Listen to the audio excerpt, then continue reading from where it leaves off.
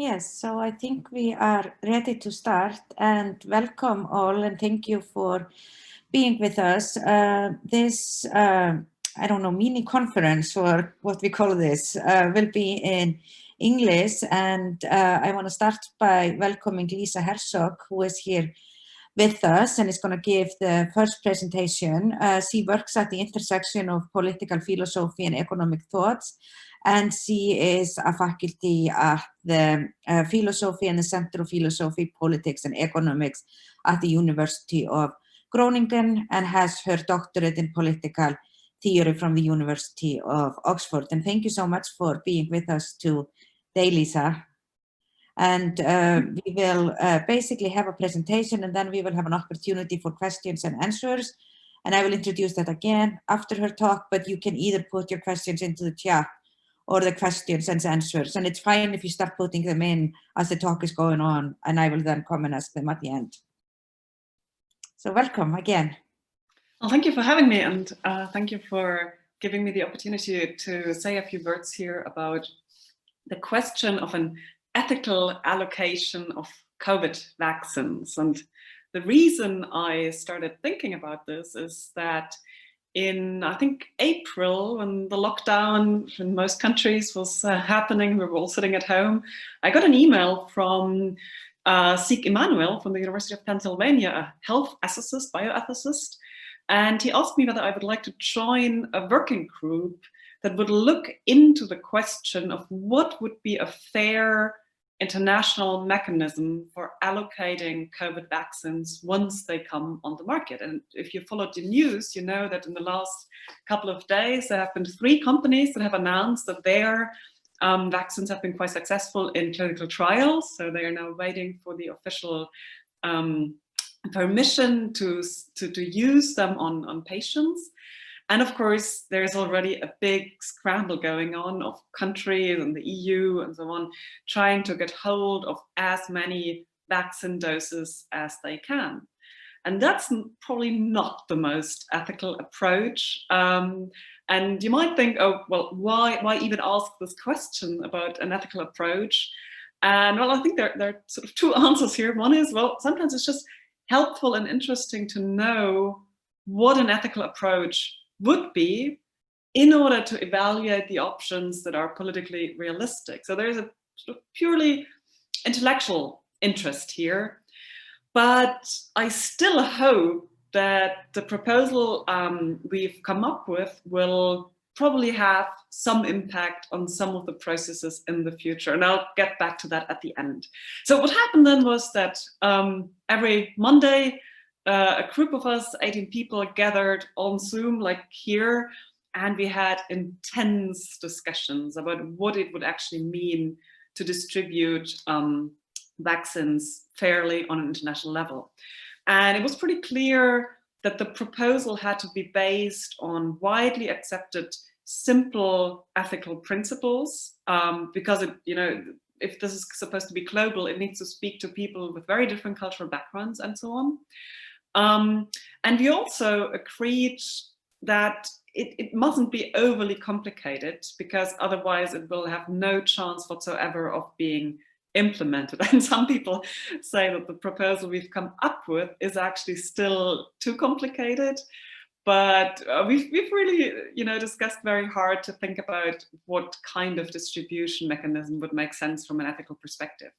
I'll show you the model we've come up with in a minute. Before I get to that, I want to discuss one issue that is also making the rounds in the media these days, namely vaccine nationalism. And that is a term to describe that kind of approach that many countries take at the moment, namely to say, I want to vaccinate my own population first. And, elected democratic politicians might even say, I've been elected to take good care of my fellow citizens. So isn't it my responsibility and my role as a head of government to try to get as many vaccines for my citizens as I can? And we had really intense debates about this. And I mean, in the end, we haven't really come to full agreement on that, because there are some people in the group who think that the relations between fellow citizens and between governments and citizens really matter. And it's justified if a government tries to look after its own citizens first. And there were other people in the group that think that, well, from an ethical perspective, you should really not give too much weight to governments and national borders, you know, sort of human rights approach where every human being counts. And ethics is not about being Icelandic or German or whatsoever. It matters that it's all human beings here. And what we then came up with was a sort of compromise saying, okay, we can't fully answer that question, but we think that from an ethical perspective, there are at least limits on vaccine nationalism.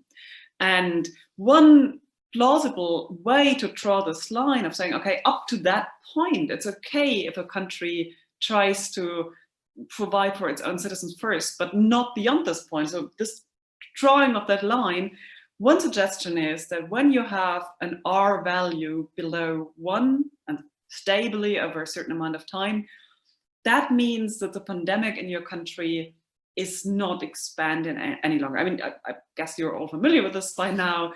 So the R value is this value of how many people get infected per person who is already infected. And if it's larger than 1, then you get a pandemic that is expanding, and when it's lower than 1, then it's actually retracting. And we said when a country really has it under control and you know it has come down to the level of something like a flu, and yes, there are still some problems, but there are no risks of the health system being overrun, then countries should really also take the ethical claims of other people in other countries into account.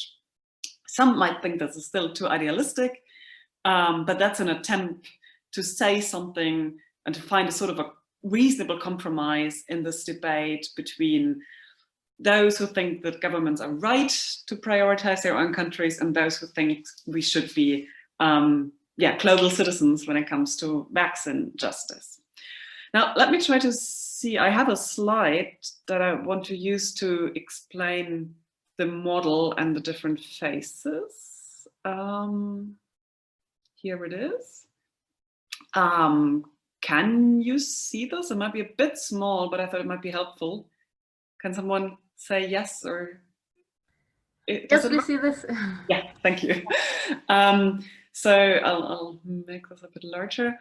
So those are the 3 phases of fair vaccine distribution that we've come up with. And remember, this is between countries. We don't actually say so much about intra-country distribution, although one might argue that the same principles can also be applied within countries.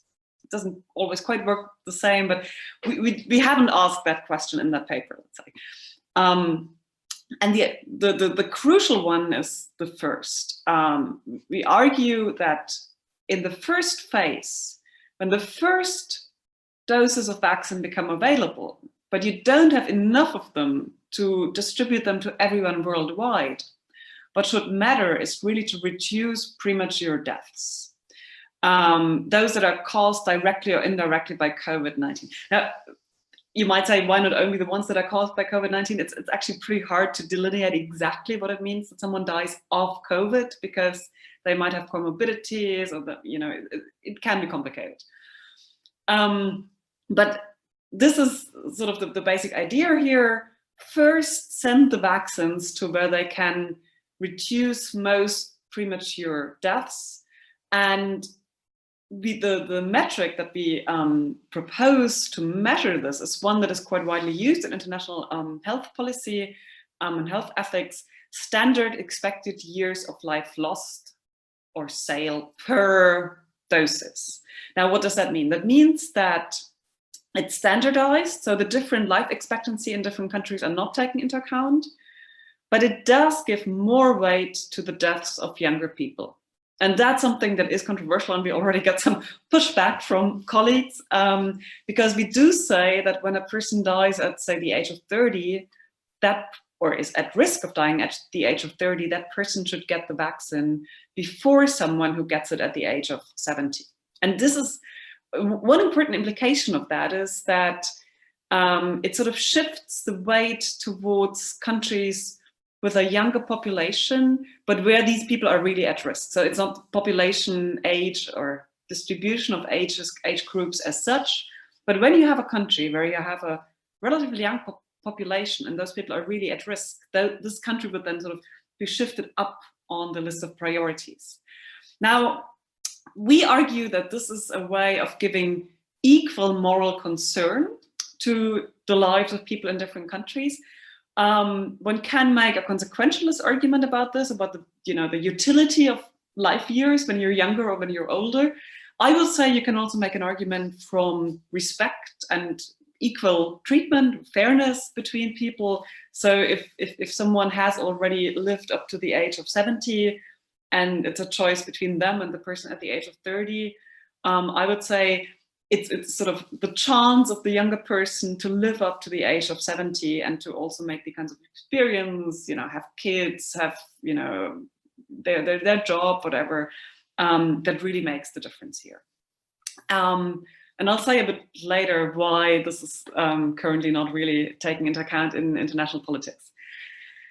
Then, if that worked, then the second round, as it were, is to continue to look at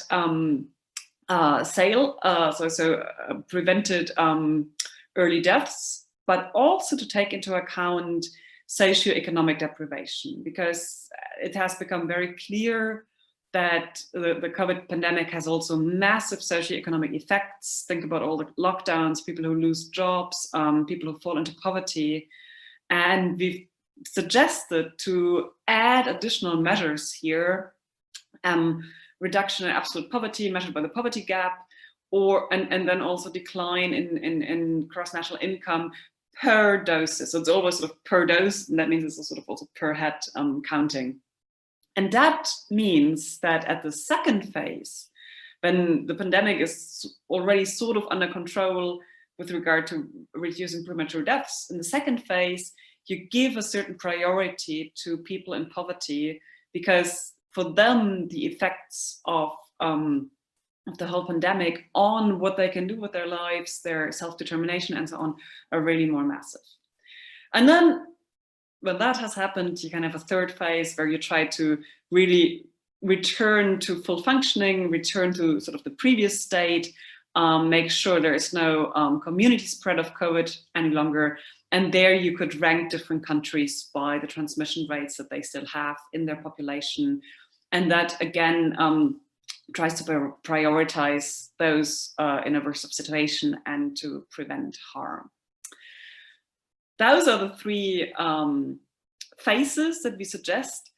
And now you might, of course, ask yourself, okay, is that realistic? Is that ever going to happen? And the answer is sort of mixed. The biggest challenge is that you have purely vaccine nationalist behavior at the moment. And as I mentioned, the rich countries have already secured vaccine doses for themselves through contracts with these many companies that are working on promising vaccines. In fact, many of the richer countries have secured far more doses than they actually need if all the vaccine developers are successful. So they're sort of trying to hedge their risks and have contracts with different developers. And a positive side effect of that is that many of these vaccine developers get funding and can work on their products. But it also means that it's a sort of a hoarding behavior of the rich countries. I think, if I remember correctly, Canada has sort of 8 times the number of doses they need for their citizens if all the attempts are successful. Now, that would mean that the market would really be dominated by the rich players. Depending on how many contracts have already been concluded and so on, you might also imagine that some companies might try to maximize income by having a really high price. And it would mean that low and middle income countries would really have a hard time ever or in the near future getting the vaccine. There is actually also an interest that the rich countries have in making sure that the lower and middle income countries at some point get the vaccine, because it's a global pandemic. And if you fight it successfully in the rich countries, but it continues to be active in other countries, then it means that there will still be all kinds of restrictions when you think about travel, international trade, and so on. It could also mean, this is sort of a threatening scenario for the richer countries, that the virus mutates in some other country because they haven't gotten the vaccine, and then it might actually come back to countries that have already had their population vaccinated in a different form against which the vaccination doesn't help. So there are ethical questions, but there are also questions about what it means to really end a global pandemic. One very good thing is that there is now an international institution, the COVAX Alliance, in which the EU and many other countries have gathered together in order to make sure that there will be international coordination when it comes to vaccine distribution. Because at least some countries understand that, look, this is really a matter that requires multilateralism. Now, COVAX, which has also the backing of the WHO, the World Health Organization, has its own proposal about what they mean by a fair distribution of vaccines. And they've suggested that all countries that participate there would get first doses for 3% of their population, and then in a second round for 20% of their population. And I should add that rich countries that have agreed to participate in COVAX, that they have their own contracts with the companies, so that they want to get their own population vaccinated through the direct contracts with the companies first, and then they would offer some money and maybe also technical support to COVAX. So it's sort of a double game that some governments are playing, both having contracts with the companies and also then saying, okay, we're backing up COVAX and trying to get some money there. But there are two issues. One is that if you take the simple rule, 3% of the population and then 20% of the population for each country, you are not paying attention to what the pandemic is doing in different countries at that point in time when the vaccine will become available. It's a very sort of blunt approach, and it would mean that, for example, a country like New Zealand that really doesn't have an active pandemic outbreak any longer would get 3% for their population, which they wouldn't need as urgently as other countries where at the moment it's really ravaging. So it would, it has the beauty of simplicity, and some feedback we got from people in international politics was sort of, yeah, but it's so easy, and it's easy to tell people every country gets the same percentage. But if you think about what a vaccine is actually for, a vaccine is for saving lives. And in that sense, you should really try to save as many lives as you can. And you don't do this with the standard 3% and 20% approach. Now, the second question then is, of course, well, to what extent will the multilateral solutions really play a role? And I think a likely scenario at this stage is that the rich countries have their own contracts with the companies. So you can't expect that they will unravel those and say, okay, we donate the doses to countries that need them more. That's probably not going to happen. But what will probably happen is that at some point when the rich countries have had their populations vaccinated, there will be a question of how to distribute between the other COVAX members, which are low and middle income countries. And then you get this question of, do you distribute according to our fair priority model, or do you distribute according to the 3% and 20% rule? And I mean, some of the people in our group, not me, are sort of well connected in politics, and they keep engaging with the WHO and other policymakers, trying to push for the fair priority model. But in any case, it's already much better to have the coordinated COVAX mechanism than to have no international coordination at all. And there are also lots of practical questions. For example, some of the vaccines that have now been put forward need to be cooled down to minus 70 decrees for transport and logistics, and that of course means that it's really hard to do this in countries where you don't have this kind of cooling equipment for the supply chain. So there are also real questions about what additional responsibilities the richer countries and maybe also international donors and organizations and so on have in order to make sure that the vaccines that will then be given to the poorer countries and lower middle income countries, that they really reach people and that they don't get spoiled on the way, as it were. So it is really a challenging question. And I mean, we live in this highly unjust, highly unequal world, and then you have a global pandemic and you try to think about what would be the right thing.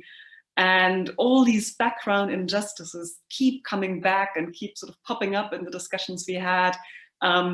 If you use a certain kind of measurement, for example, if you say, let's vaccinate all medical staff first, turns out you would be massively privileging the richer countries because they have more medical stuff. Many poor countries have very underdeveloped health systems.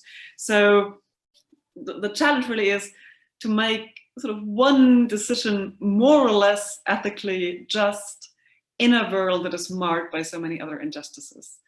And yeah, we'll see how this will go, but this is the proposal that we've developed. And yeah, thank you very much, and I look forward to the discussion. Yes, thank you very much for a very interesting talk and ideas. And I want to open up for questions now.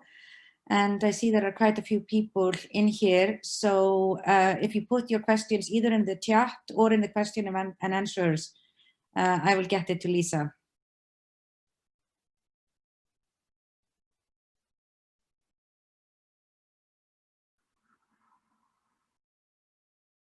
And maybe to just start, as people may be thinking through this, and I think you sort of answered my question in your talk, but if you want to maybe think about it a bit more, or I think what came to my mind as someone who sort of studies inequality and politics, and you started to address that toward the end, is we can have this model and it looks pretty good, but then we just kind of know how global inequality works, and that the rich countries are just going to think about themselves and have already secured the issue. So maybe if you would speak a little bit to, like, what do you sort of see as the point of putting something like this forward in a world where we know that a lot of people who have the power and have the money and have the resources just don't really care about fairness?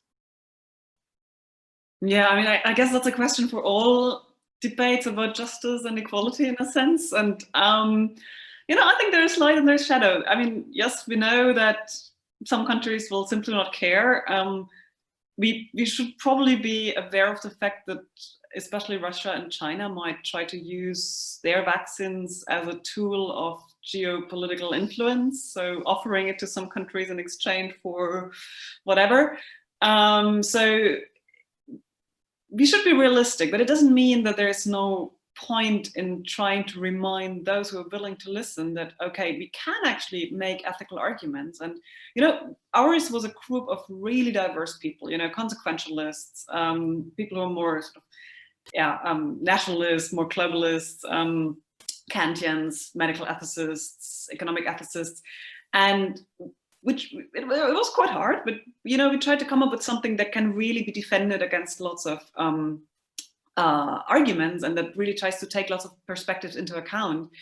And I mean, at the last international summit last week, Merkel from Germany was actually saying we need fair and distribution of these things. And I think the WHO has also talked about fairness and so on.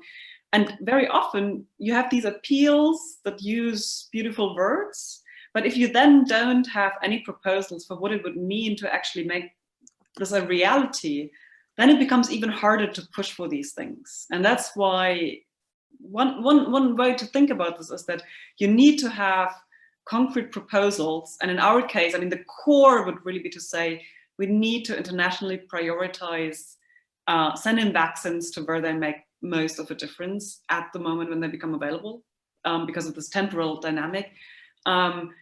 Those are very concrete proposals, and even if they will not be fully implemented, maybe some countries decide, okay, maybe 10% of what we have can be distributed according to that mechanism. Or some companies might say, okay, we see that there's really an ethical imperative here to not only maximize profits. And sometimes I think of it as, you know, we try to describe what would be the really ethical thing to do in order to get real life actors to move a little bit closer to it. And if we didn't do this, they might just stay over there and they wouldn't even bother to think about the ethical aspects. Thank you. And we have a question here that is quite long from Erna, who found it interesting to look at the Oxford vaccine that had all the announcements yesterday, that it looks like they are distributing it first to the developing countries and the UK. Do you know if there is different prioritization starting to form between the countries like that, or are there plans all set already? That is indeed very interesting, and I don't know about this particular case. Some of our group members are in touch with some of the companies. I don't think they're in touch with the Oxford groups. It will be very interesting to see what they mean by distributing first to developing countries, whether they will go through the COVAX facility, which makes sense for a number of reasons, because that's where, you know, all the everything comes together at the moment, or whether they will come up with their own priority mechanism. So, oh yeah, you say it makes a lot of sense to sell to COVAX. There are still other questions then. So one question we are currently discussing in our group is, what's a fair pricing model when these companies sell to COVAX? So one intuition is to say, well, they should, you know, sell it at production cost. And if that's still not cheap enough for some countries, you need other donors to come in. But maybe it's okay if they make it more expensive for richer countries, and then they can make it even lower than production costs for other countries. So it is really very tricky, but it's a very good signal that the Oxford group and also some of the other companies, they have said at the beginning that they understand how severe the situation is, and they don't want to just make money. They want to think about the ethical implications. And I guess it's going to be also a question of, you know, public debate, civil society pressure, politicians and so on, really also making sure that the pharma companies are also doing their bit here. I mean, in the end, a lot of it comes down to money. And if they maximize profits with this, then that means selling to those who can pay most, and that's the rich countries. And so it's very good that the companies are saying something in a different direction. Yeah, and here we have another question, and I mean, I think this is very interesting, and maybe to follow up on that a little bit. I mean, I think some of the discussion, at least here in Iceland, has been talking about how everyone is working together to beat COVID, including the pharmaceutical companies that I think many people often have the image of are mostly out for their own sort of their own profit. Do you think there is something about COVID that will change this, or like that sort of this image that you're saying actually like happen in reality? Or is it just like, you know, we are doing this now, but when it comes down to it and we actually have the machine, we are just going to try to make as much money as possible? It seems a pretty heterogeneous field of companies. So one consolation that you have with the Oxford group, but also with the BioNTech's Pfizer group, it's actually a fusion of two companies, or, you know, agreement to collaborate. And on the one hand, you have the scientists who are doing most of the intellectual work. And in the case of BioNTech, that's a Turkish-German couple. So I read a bit more about them because it was big in the media. Mm-hmm. They are not after profit. And I take it that they are really serious about this. They started to want to help cancer patients. And now it turns out that some of their technologies can be applied to a COVID vaccine, and that's what they went for. And they are really, I mean, I think maybe they want the honor and the good reputation, but they are not. They have already so much money. They sold their previous company, but they have paired up with Pfizer, and with Pfizer, I'm not so sure. Mm-hmm. And I think that tension between more idealistic scientists, also probably some of the scientists that actually work in the pharmaceutical companies, but then management that is probably driven by shareholders and so on. I mean, this is a general question. Last last year in the summer, there was this big business summit where there was a lot of talk about, oh, companies need to find their purpose in society. It's not just shareholder value. And then it turned out that actually the companies that had signed the statement have sent more people into unemployment during the crisis than other companies. So, I mean, this is an internal struggle. But my hope is that the scientists in the mix with the pharmaceutical companies will actually make a positive difference in that particular case. And we have a couple of more questions and just a little bit of a time. And Eyja has a question here that she read an article by the Swedish philosopher named Torbjörn Tansjö. And he's making the utilitarian argument that those most likely to spread the virus should be prioritized in the vaccination process, such as people who can't stay at home rather than those who are vulnerable to the disease, who may be able to shelter at home for a bit longer. Is this something that you've discussed in your group? We've discussed a little bit about how to think about these questions, and there is a point where philosophers need to hand over to empirical scientists, because we've described this principle. So in the first phase, try to prevent premature deaths, but which group exactly to vaccine in order to achieve that? You can't decide about this, I think, from the philosophical armchair alone. And it may well be the case that by preventing transmission, you're doing a better job than by protecting risk patients. And I mean, it really depends a lot on the empirical data, and it might be different in different countries. So just to give you one more aspect of how complicated this can get, there is this strong intuition that medical staff should get vaccinated first, because they are exposed to risk and so on. But it turns out that if you have proper equipment, the likelihood that medical staff will catch the virus is actually not higher than for other parts of the population.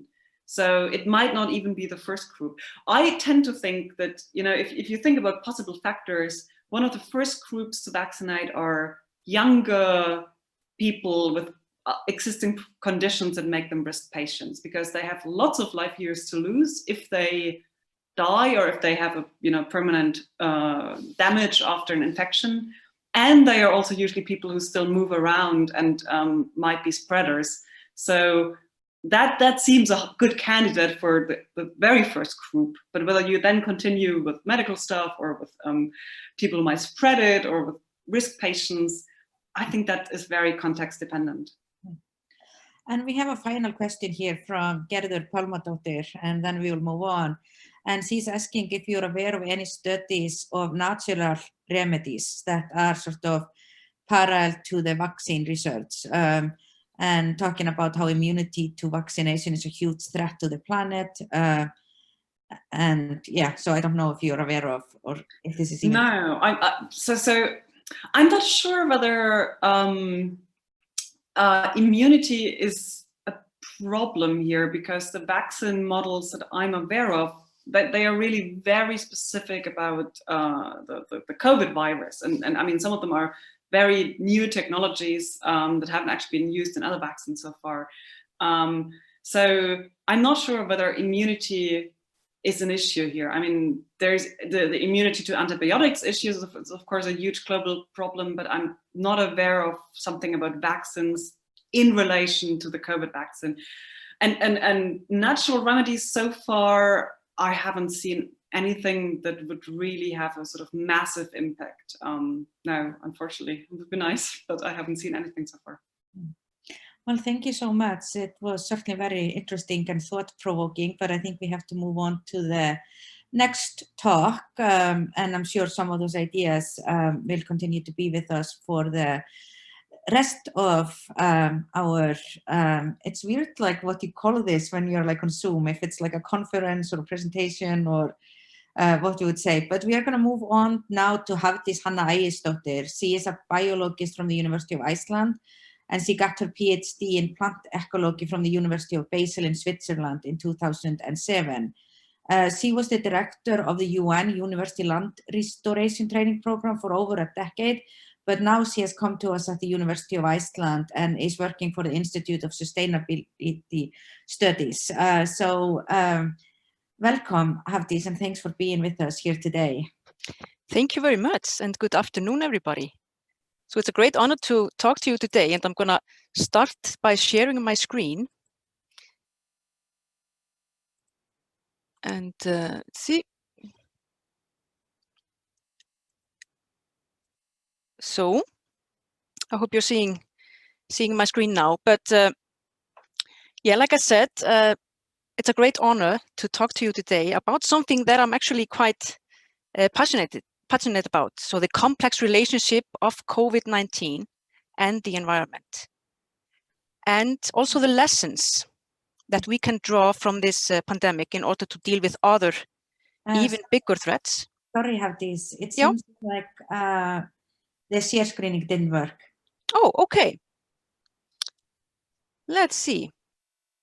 Sorry to interrupt you. No, it's good that you interrupt me. So let's start again. Can you see it now? Yeah, perfect. Okay, great. So let's start again.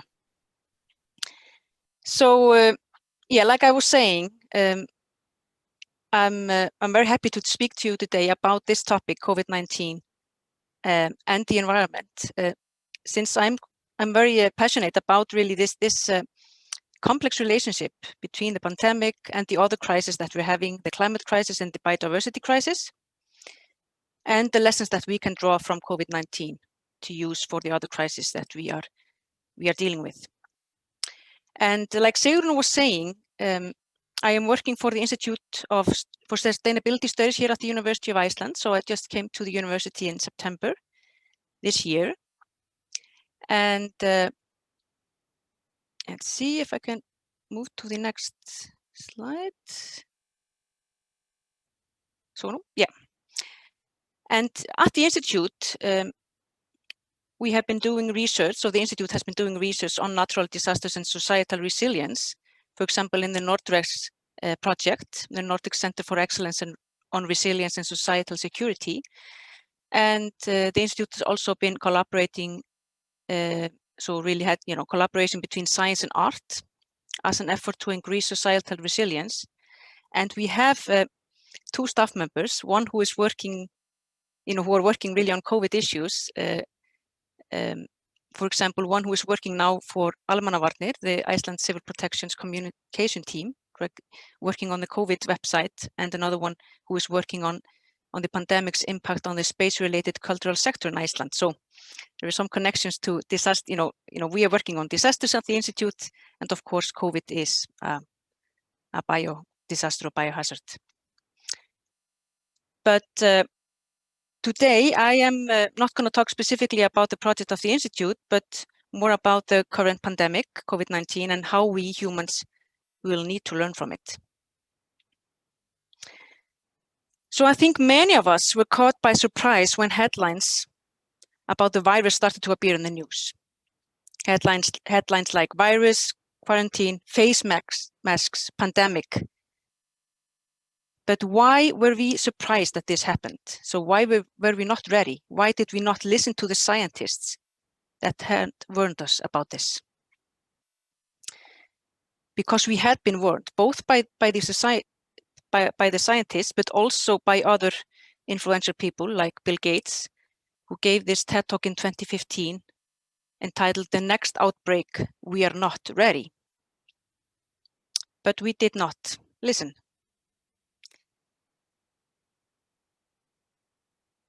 A year ago, I could not have imagined that we would be having this seminar here today about the global pandemic that has, in less than 1 year, more like few months actually, spread around the world at lightning speed with very serious consequences.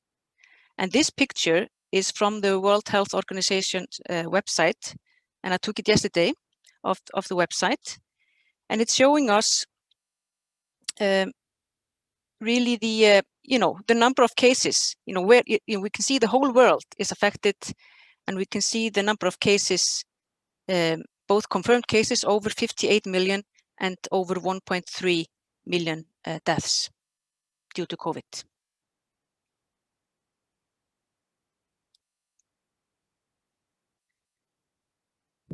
but why on earth did this happen? So how did we change from our blue planet until a kind of a blue planet with a mask? So we know that the coronavirus that causes COVID-19 originated from a seafood market in Wuhan in China, where rats, snakes, raccoon dogs, and other animals are sold. And it has been suggested, or it's very likely, that the zoonotic source are bats. But we also know that a growing body of research has pointed out that there is a direct link between the destruction of nature and disease outbreaks, spotlighting the role of protecting and restoring nature in preventing future pandemics. And we know that the health of people and the health of our planet are intertwined.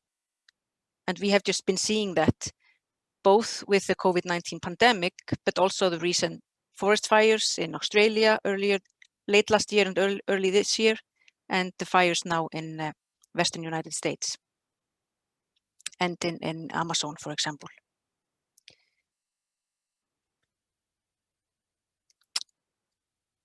For example, other research have been showing, for example, in this report from this year, Living Planet report from 2020, from the World Wildlife Fund, we are seeing a staggering rate of decline in monitored populations of mammals, birds, amphibians, reptiles, and fish between 1970 and 2016, an average of 68% decline in these populations.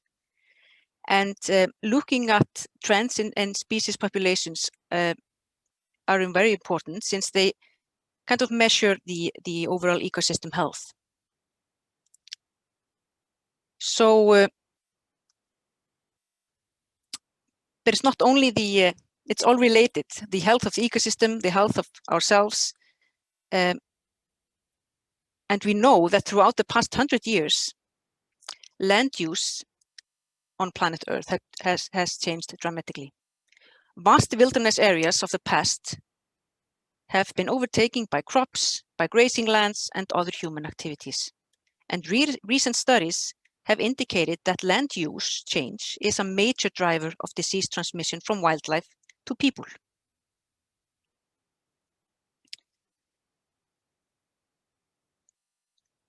Other research have also shown that robust and healthy ecosystems that have diverse species and space for healthy animal populations are less likely to be the sources of disease. But wildlife species that are threatened by exploitation or habitat loss are more likely to be a sources of disease. And when mining and logging degrade or destroy wildlife habitats, animals are forced into different or smaller areas and are more likely to become stressed or sick. And as the global wildlife trade persists and human activities expand deeper into the tropical forests, humans are increasing their exposure to wild animals and the diseases they may carry. So it is likely that animal-borne illness will become more frequent due to the accelerating destruction of nature.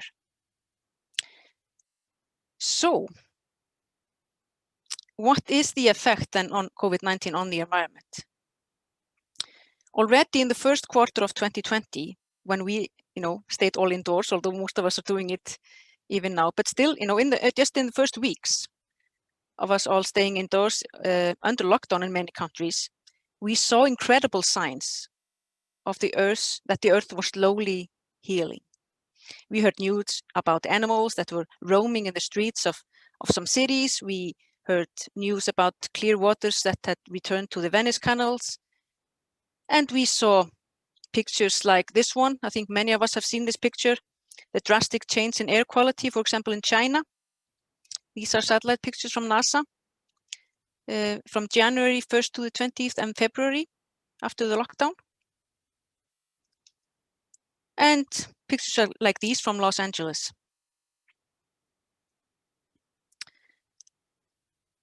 But is nature really getting a break? Is it so simple? Well, it's not so simple, unfortunately. We might think that the global lockdown measures keeping us all at home can only be good for the environment. Yes, nature in cities and peri-urban areas are getting a break for sure. But unfortunately, in some rural areas, for example, especially in the tropics, the situation is almost the opposite, with increased pressure from land grabbing, illegal mining, and wildlife poaching. And there have been reports of increased deforestation in Asia, Africa, and Latin America. So it's not all positive.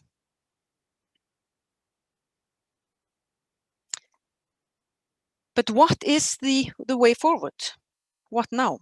What happens now? It is important to remember a few things. We are standing on crossroads at this point in time. The science is clear. The coming decade, 2021 to 2030, is the most consequential in human history in regards to our climate and Earth biodiversity. This is what the science tells us. We need to halve our emission by 2030 if we want to stand a chance of becoming carbon neutral by 2050. But we know that we got everything that we need. We have the capital, we have the policies, we have the technology, we have the scientific knowledge. If we think about it like this, the previous generation maybe didn't have all the technology, and the future generation, it's too late for them. We're not going to let them take care of this. So today is the time to act. But how to act? First of all, I think it is very important that what we should learn from this pandemic that we are dealing with, the COVID-19 pandemic, is to follow the advice of science. The pandemic has taught us that this is so important to follow the advice of science and act immediately. And we have seen how world leaders who have followed the advice of scientists are doing much better in the battle against COVID-19 compared to some other world leaders who think science is a hoax. We have also seen how important it is to act promptly in order to save human lives, increase human well-being, and use less capital. And this will be the same. This is the same as with the climate crisis. So COVID-19 should be a huge wake-up call for all of us. Then it is the green recovery. Now is the time for world leaders and governments to take bold and courageous decisions with the health of our Earth and our own well-being as priority. And we need to do this while securing jobs, increasing social justice and equality. So this is what we can call green recovery. So countries, they really need to start planning for rebuilding their economies post-COVID in a way that fosters green structural transformation. And the decisions, the consequential decisions are being taken now at this point in time and in the coming months regarding the characteristics of the recovery packages of COVID. So the recovery packages will push fresh money to kickstart the economy all over the world and create jobs again. And we are talking about huge amount of money. So will this rescue funds be pumped into low carbon efforts such as renewable power, electric vehicles, and energy efficiency, or will they be pumped into fossil fuel economy?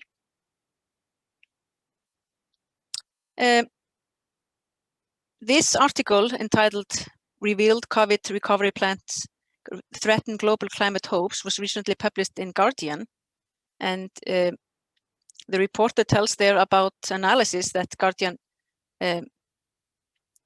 made on the COVID recovery packages that are already in place or are being planned around the world for governments around the world. And it's quite interesting that that promises of low carbon boosts, according to this analysis, are failing to materialize. So it's only a handful of countries, of major countries, that are pumping rescue funds into low carbon efforts, such as renewable energy and energy efficiency. And only 4 countries, France, Spain, UK, and Germany, and the EU have packages that will produce a net environmental benefit. On the other end of the scale, there are unfortunately many countries that are pumping rescue funds into the fossil fuel industry, as you can see in this analysis. Then there are countries like South Korea and Canada that have talked a lot about their green recovery plans, but are in reality spending much more on activities that will maintain or increase greenhouse gas emissions. I'm not sure if you saw this news. I just saw it this morning when I was going over the news. And this is from the Washington Post, but it's been all over the media, that Biden just named John Kerry as his presidential climate envoy. And I'm not sure if you can see it on the screen, but Kerry, he tweeted that America will soon have a government that treats the climate crisis as the urgent national security threat. It is. So if you go back to this analysis made by Vivid Economics for Guardian, it is interesting to look at the US under Biden and under Trump. So in the US, before the elections, only just about over 1% of the announced spending was green. But if Biden will do what he promised in the presidential campaign, it will change completely. So we'll see what happened, but what will happen. But there is a chance that that the Biden as president has the potential to transform the green recovery globally by giving some huge signals to other countries. And there certainly is positive news of having John Kerry there as his climate envoy. But lastly, there are some final thoughts that I have about the way forward. And first of all, we should never forget that we are all in this together. We are all living on the same planet Earth, and there is no escape route. So it is very, very important that we work on this together. There's no other way. We have to work on this together, on the solutions, and we have to collaborate across cultures, countries, religion, gender, social status. And we should leave no one behind. We should all be a part of this recovery, green recovery. We should have all the 17 Sustainable Development Goals of the United Nations in mind. We get nowhere without equality and social justice. It is very important that the climate and biodiversity needs to stay, is on the top of the agenda of the governments of the world.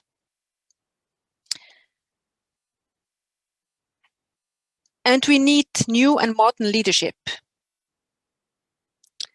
There is, I think there is, we are crying for new and modern leadership in many countries of the world. We have seen some great leaderships, but we have also seen not so great leadership. And then we need to flatten the carbon curve, just as we are doing with the COVID curve. That is as important. Both are equally important. And then what we've also learned in this crisis is that we are incredibly adaptable. Now we are in a seminar, all in our offices, even in different countries, and we are teaching online. We're having international meetings online. And who have thought that this would be the case like just a year ago, or even few months ago? So we can do more than we think, and we for sure can change what is needed for order to meet the targets of 2030 and 2050. So the time is now. So we should act now. That's my final word. So thank you very much. I'm gonna start stop sharing. Yes. Thank you very much, Hafdís. And I think if the past few months have shown us anything, it's what you concluded with, how adaptable we are. I think it's been pretty amazing to see that. We have a question or sort of a comment from Solilja here that was during your talk and early on in your presentation, where she found it was very interesting how you were raising that we didn't listen when scientists were warning us about COVID-19. And she's thinking that it's the same with climate change and COVID-19. When it started to affect the population, people listened and started to act.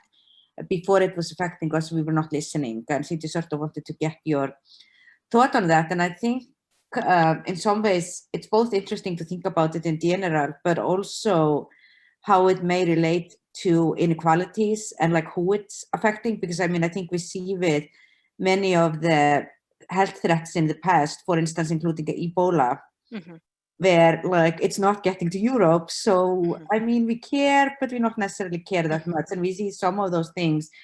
And I was recently reading a book by the sociologist Arlie Hochschild, who's talking about Louisiana, and who greatly support sort of like the Tea Party and Trump, but those are the ones who are like most affected by various environmental concerns that are happening in the States, but those are poor people. It's one of the poorest states. So I think sort of we can think about this both as in general, but also like how it needs to in some ways maybe affect privileged populations for something to happen. Exactly. I think that could be the case, that, you know, this is, like I was saying, so we are all in this together. We are all dealing with this, all the countries in the world, you know, respectful of social status, and even prime ministers, as we can see, and presidents have been in hospitals. But of course, so I really hope that this will be a wake-up call, because we have had the Ebola, you know, and for some time we were not taking care of that. You know, people were dying in West Africa, and we didn't do anything, you know, for some time. So, I think it has a lot to do with equality and social, you know, justice. And I think it is so important that we deal with all of this at the same time, because we cannot have recovery, economic recovery, if we you know, don't take care of the other, you know, other aspects as well. So we need to think of, you know, I think the Sustainable Development Goals are really a good guidance for us, because they tackle all of this. But of course, what is also what I think often about is what we call, you know, climate justice. That that we know that the people who have not been causing really the climate crisis, you know, the poorest people of the world, they are the most affected. And also with the COVID crisis, although we have had presidents and prime ministers in hospitals, they are getting a, you know, very good care. They're taken good care of in the hospitals, but there are a lot of poor people that cannot go to hospitals, you know, and not only in poor countries, also in richer countries.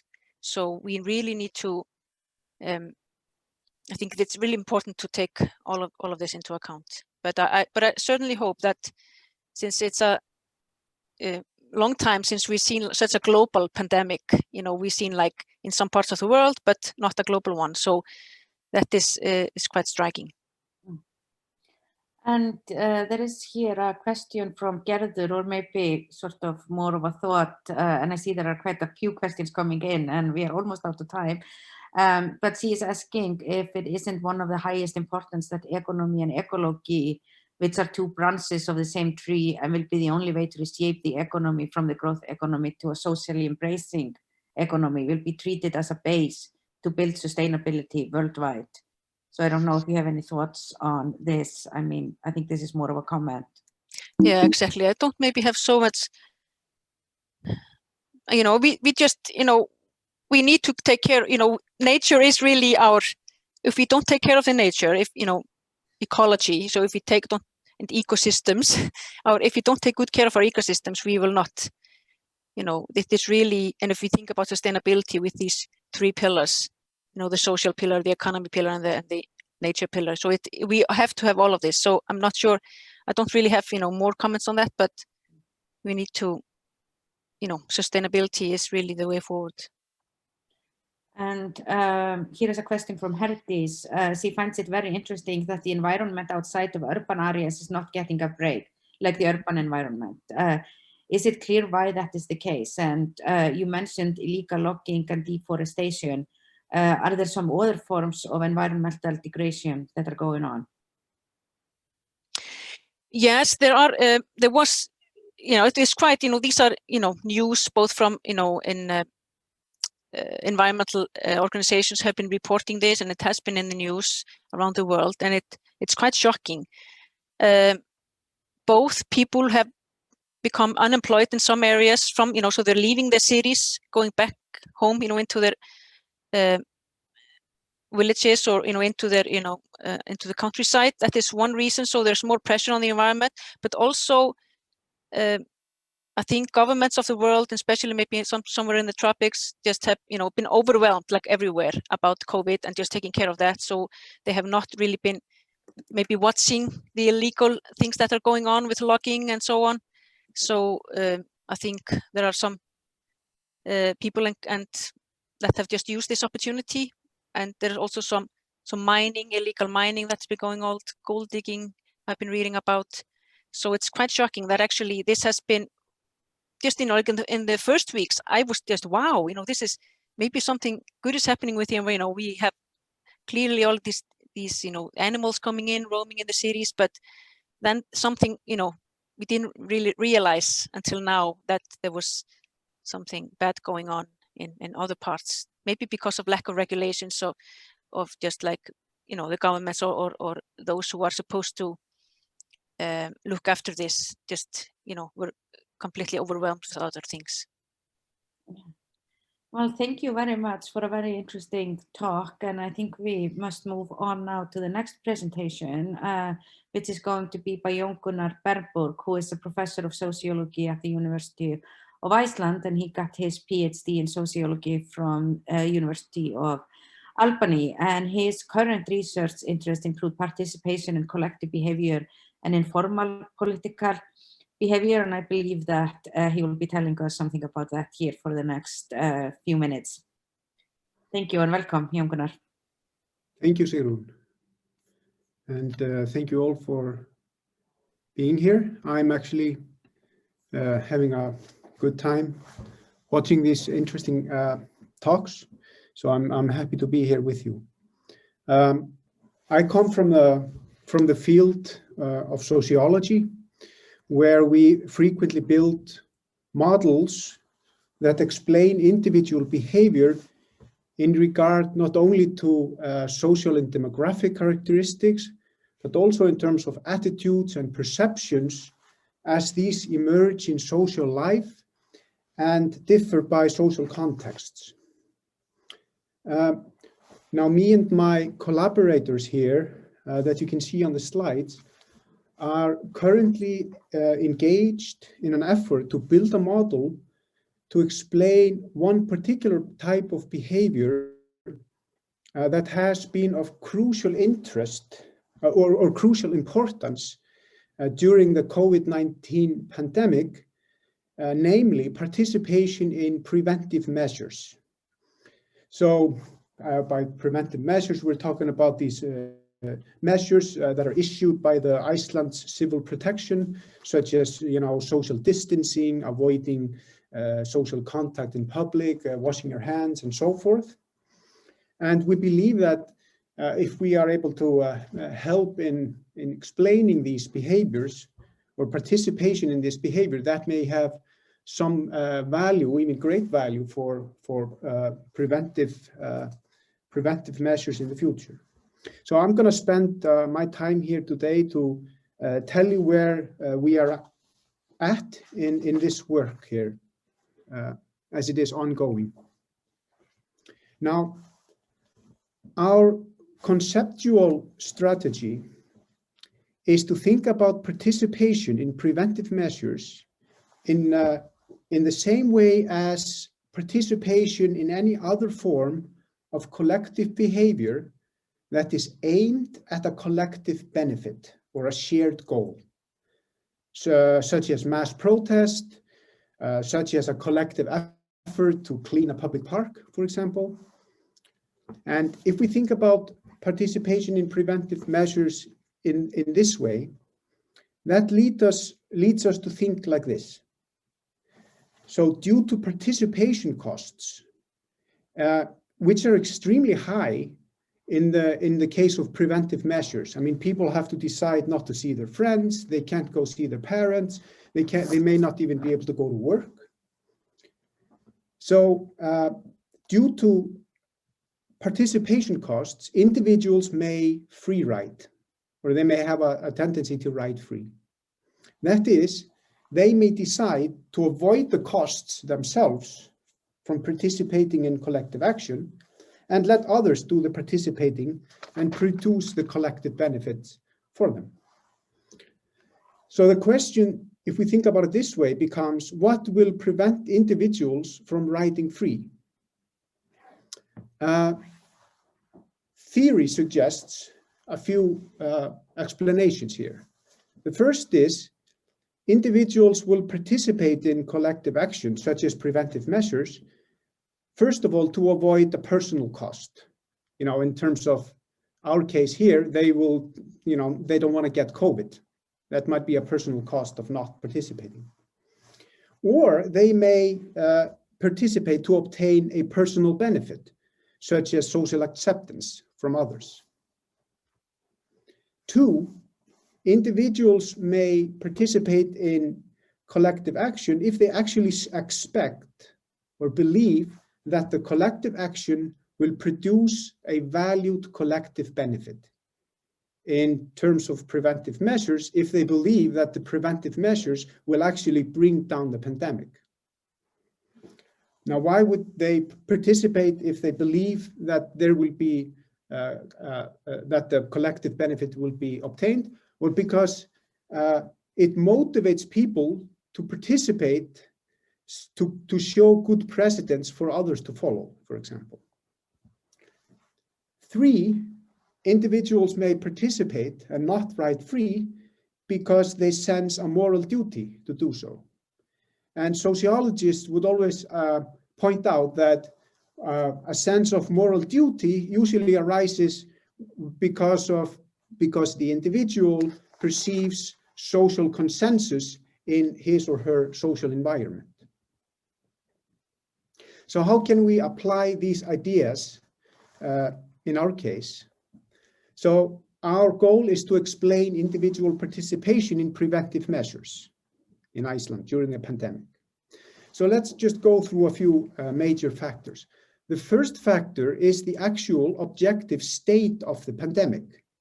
So during the, since spring, the pandemic has surged, then it has waned, and then it has surged again. So the pandemic varies. Now, when the pandemic rages, people have an objective reason to participate in preventive measures.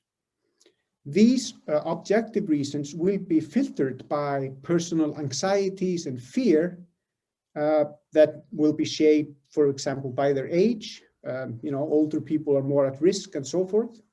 So the state of the pandemic may be important in an objective sense and also in a subjective sense.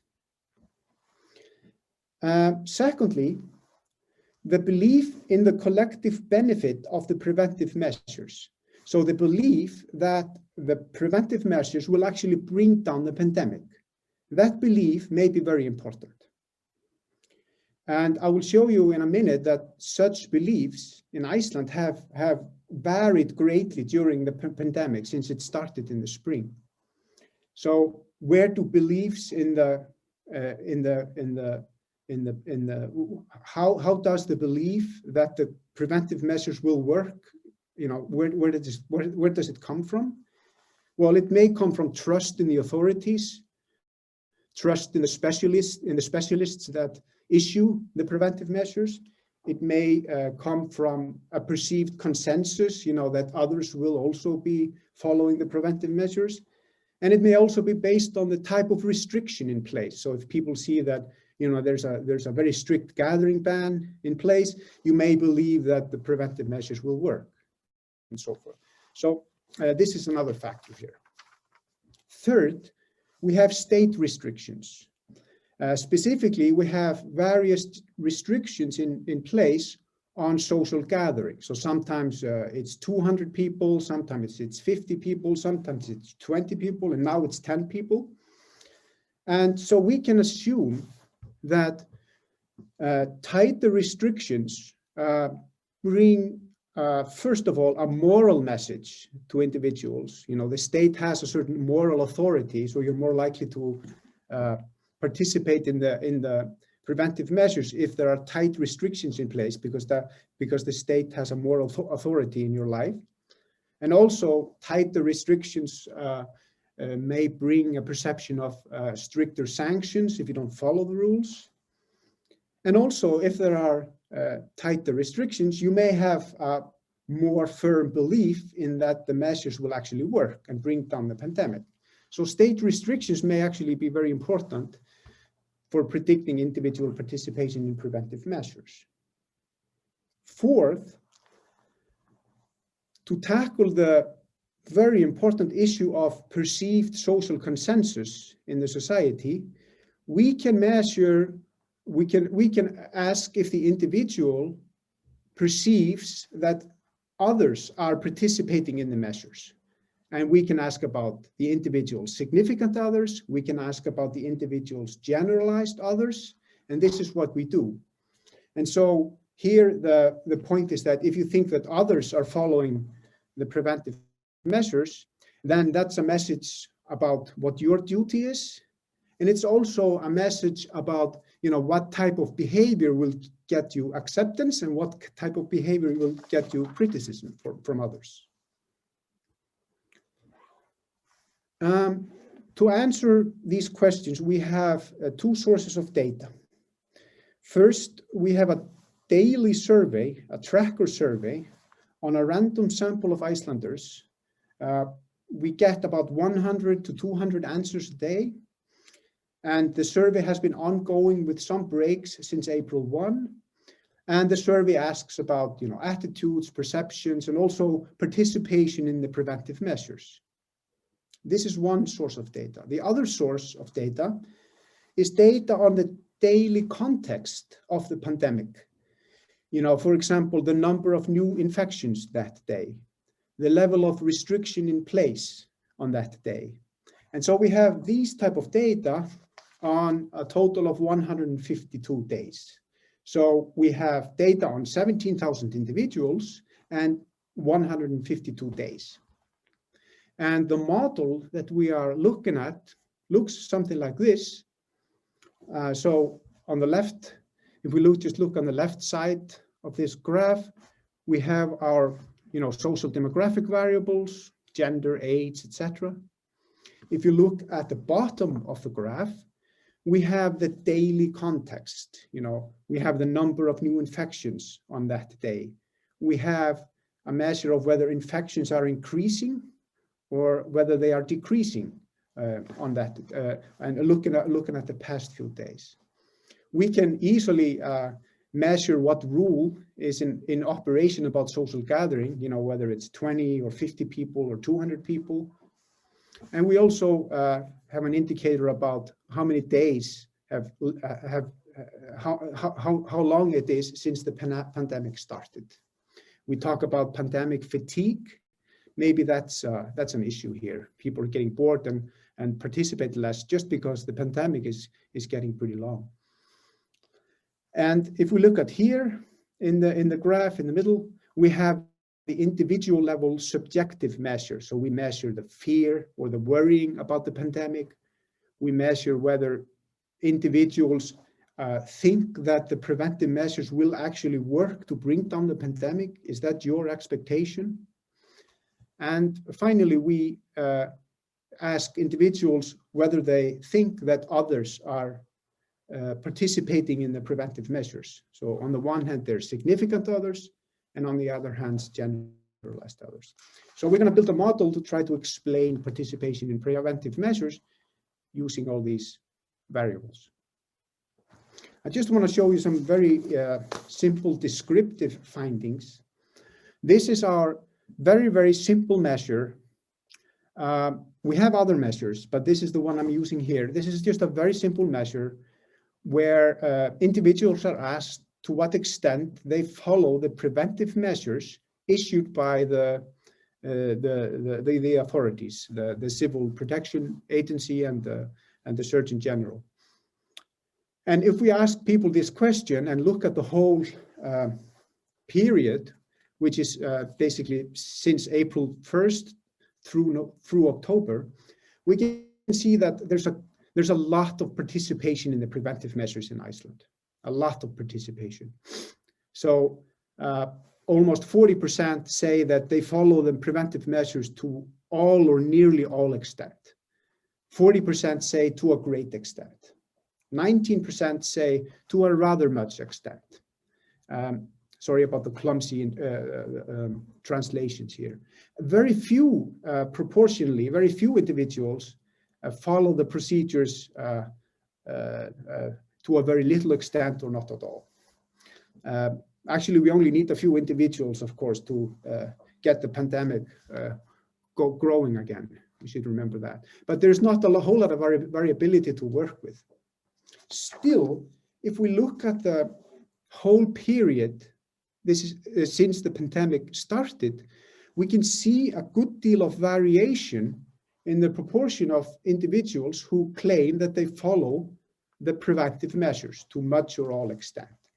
So in the beginning of the first wave, or when the first wave was actually at its maximum peak in our April 1st, we have a 19% participation rate. And in the middle of the summer, this is down to 50%. So the extent to which individuals claim to participate varies a great deal during the pandemic. Even more so, and this I find very interesting, we see a good deal of variation in positive expectations about whether the preventive measures will in fact bring down the pandemic. So if we look at spring, we can see a lot of people, we can see a good deal of people who say, these are those who say very likely that the current preventive measures will bring down the pandemic. So above 60% of people up to 70% say that's very likely. And actually, if you put down rather likely and very likely, you get about 90%. So a very, very strong belief that the preventive measures will work. However, in the fall, after we opened the borders, after the pandemic started to surge again, belief in the collective benefit of the preventive measures has gone down quite a bit, although it has gone up during the past, the very recent weeks. So there's a good deal of variation to work with here. Let me show you the main results now. Now, these are a bit technical models. This is work in progress, so we're not really there yet to figure out how best to visualize the findings so that it's really, really easy to understand. But I will interpret these findings for you, and I think that after I have done that, it'll be fairly easy to understand. So we're using regression models to predict participation in the preventive measures. And we see the effect of age. So as expected, older individuals, they participate more in the preventive measures. Females participate more than males. Females tend to be more law-abiding than males. They're a bit more likely to follow the rules. And so that goes with that. Not a whole lot of differences between the different parts of the countries, although the East fjords have a slightly less participation than the rest of the country, which is probably explained by the fact that the pandemic has been almost absent there during the whole period. Now look at the contextual measures. This is the daily context. So first of all, number of days since first infection. Now, if we look at this number, it's negative. And what it means is that as the pandemic has gone on and more days have passed, people are getting less likely to participate in the measures. So just the fact that the pandemic has been going on for a long time makes you a little bit less likely to participate. And this is a significant effect. So a fatigue effect, if you will, pandemic fatigue. The actual number of infections on the day, on a particular day, is positively related to participation. So when the pandemic is objectively raging, if you will, you're more likely to participate. Well, that makes sense. There's an objective threat. Increase in infection does not matter here in this model, but here's an interesting result, the gathering ban. So during the period, we've had 4 different gathering bans, 200, 150, and 20. And what this result shows is that the stricter the gathering ban, the more likely the individuals are to say that they are participating in the preventive measures, that they are obeying to the official guidelines about how to behave during the pandemic. Second, I want to show you a little bit more. This is another model. Remember, we talked about expectations, you know, whether or not people believe that there will be a collective benefit. Will preventive measures actually bring down the pandemic? Well, this variable is tackling that. So if you have these sort of expectations, if you believe in the preventive measures, you are in fact more likely to participate in the preventive measures. It could have been the other way around. It could have been that, well, if you expect the preventive measures to work, maybe I don't have to bother. It'll work anyway. But that's not what happens. In fact, people are more likely to participate. And that shows how important it is to have trust in the preventive measures. People have to trust the preventive measures to participate in them. Worry about the pandemic. Well, as expected, those who worry about the pandemic, they're more likely to participate. But what about social consensus? Actually, it turns out that perceived consensus, whether you think that others are participating, is hugely important, especially participation of significant others. So if you're in a group of acquaintances, family, where others are, where you sense that others are participating, you're way more likely to participate yourself. And we can see that, yeah. So I'm just going to go through this like this simply. So just this is work in progress, but we are trying to figure out how to best present this work. But there are clear patterns that emerge that make us, that provide scientific information about why people participate and why people decide to, you know, engage in this costly behavior, which is to participate in preventive measures. So participation in preventive measures is explained in part by gender and age, by the duration of the pandemic. We see some sign of pandemic fatigue, by the status of the pandemic, you know, because there is, of course, objective threat of COVID when it's raging. The level of personal worrying, which stands for subjective threat. So in that sense, although being afraid is, you know, can harm your mental health, it is positive in the sense that people do become more likely to participate in the preventive measures. The level of state restrictions is quite important. So the tighter the state restrictions, the more likely you are to say that you are following or participating in the preventive measures, presumably because of the moral authority of the state, the perceived effectiveness of tighter restrictions, and the possible threat of sanctions, state sanctions. Also very important, I think, is the finding that if people believe that the preventive measures will work on a collective level, they are more likely to participate in the preventive measures. So it's very important to make people trust in the preventive measures that are issued. Maybe one key is to have specialists and not politicians introduce the measures, for example, as has been done in Iceland. And finally, perception of social consensus. You know, if you think that others are engaging in participating in preventive measures, you are way more likely to participate yourself. And all of these, for sociologists, are, these are pretty familiar variables to explain why people do not ride free.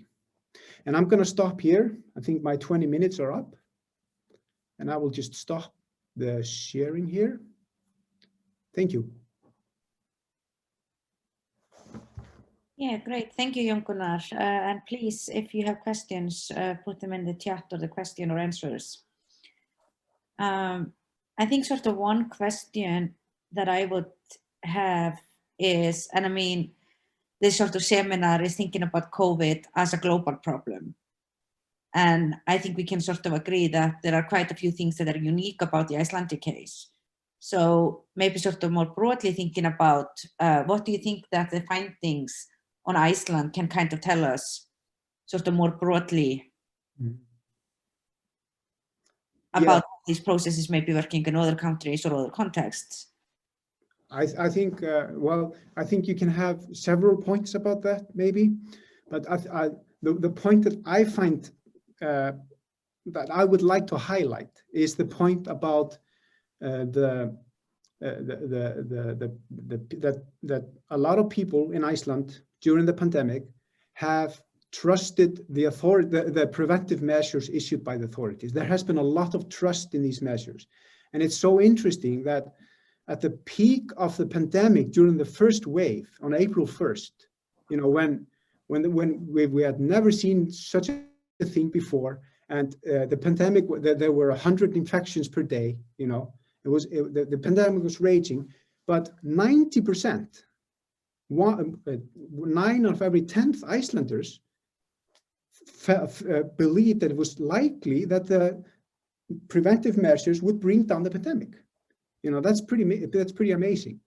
And if you think about it that way, it has to have something to do with the way that the preventive measures were introduced to the public, using press conferences, using specialists and not politicians. I think this is an important Icelandic lesson. I'm not saying that it didn't take place in various other countries to a various extent, but certainly if you compare it to the UK, for example, where you have only politicians involved in in introducing these measures. So I think, the authorities should think about, the trustworthiness of their, measures, not just whether the measures might theoretically work, because they won't work unless people follow them, unless people participate.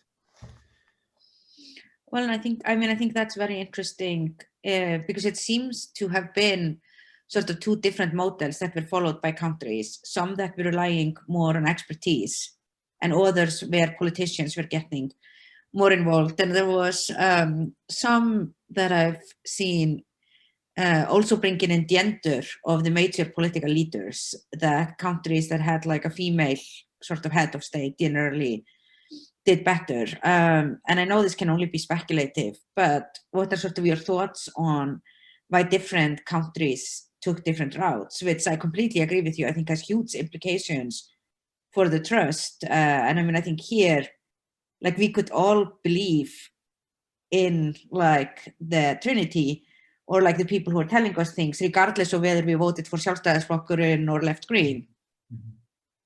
Well, it's a great question. I think, like you say, I don't really have the comparative research, at hand, but it certainly looks like a big factor was the fact that we had a pre-existing organization to deal with situations like this.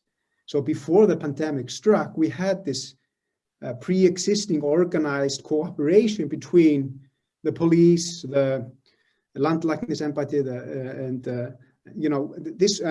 this pre-existing organization made it possible from the very, very, very beginning to have this professional specialist outlook, I think. And, where nobody really had a reason to think that, this would favor Sjálfstæðisflokkurinn or Vinstri grænir or whatever. So I think that's the simple answer that I see. Pre-existing organization. Yeah. Mm-hmm. And of course you have this, you have a much greater social consensus in Iceland than in many other countries. And from a sociological standpoint, that of course is crucial also, and a basis for trust, also trust in the authorities. Well, and I think that's sort of interesting because obviously we had another sort of big external shock about 10 years ago with the collapse, where one of the consequences of that was major drop in political trust. So do you think that sort of in the long run, COVID will in some way restore that, given how authorities dealt with it? I don't make predictions like that. maybe partly. Yeah, this is sure. Why not? Yeah. Well, thank you very much for a very interesting presentation. And we are right on schedule now to turn to Eyja with the last presentation today. And just to tell you a little bit about her, she's a professor of philosophy and applied ethics at the University of Iceland and got her PhD in philosophy from Cornell University in 2007. With a dissertation on the metaphysics of sensory properties. And what she is now working on is social and political philosophy. So thanks, welcome Eyja, and thank you for being with us today. Thank you so much for letting me participate. I'm just gonna share my screen. Okay. Yeah, so I've been involved in looking into some philosophical aspects of COVID-19, and